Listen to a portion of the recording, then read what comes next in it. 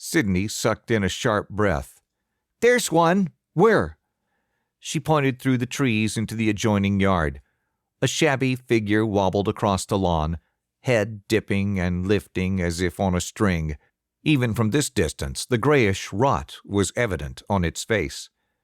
Arjun aimed down the barrel, lining up the sights as Knocker had instructed. "This is going to be loud." He jerked the trigger, expecting to need more physical exertion to fire the gun.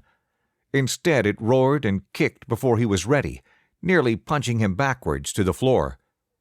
He didn't see where the shot landed, but the deader moved faster, twitching and jerking.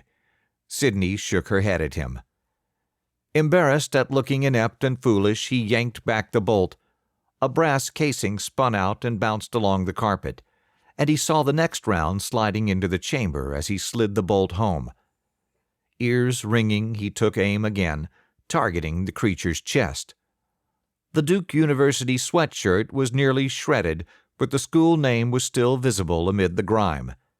He centered on the K, relaxed, let out a breath, and squeezed the trigger more gently. The gun was just as loud, but this time he was ready for the kick and took it without flinching.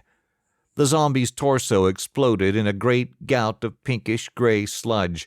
The creature spun and nearly dropped, dancing like a speed freak at a rave, arms flung out by its sides.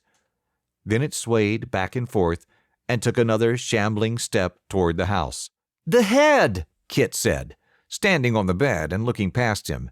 She held a revolver she'd told them was empty. "Don't you know you're supposed to aim for the head?"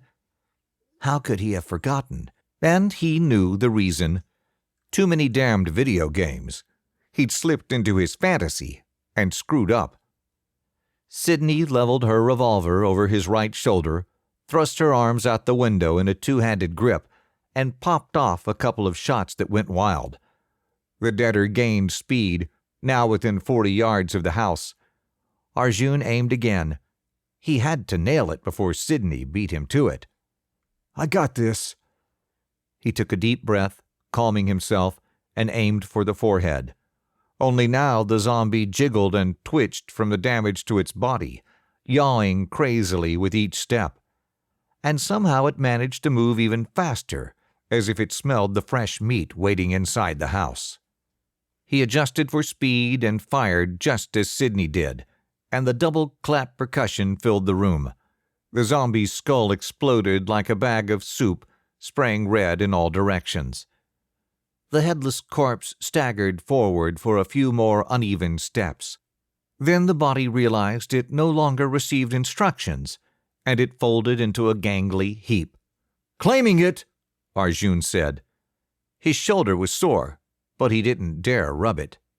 "This isn't a game, nerd boy," Sydney said. "I swear you and Bill are exactly the same," Kit said. "Why do guys have to keep score?" "So we know who's winning," Arjun said. "Well, guess what? The deaders are winning."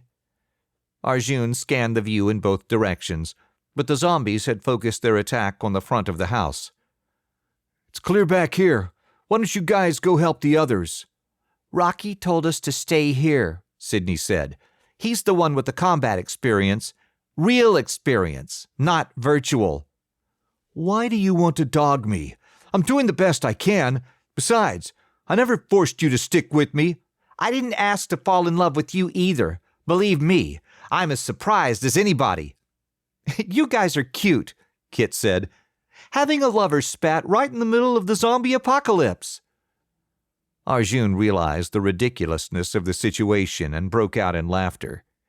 He hadn't laughed in so long that he couldn't contain the great rolling gasps of air that bubbled up and racked his lungs.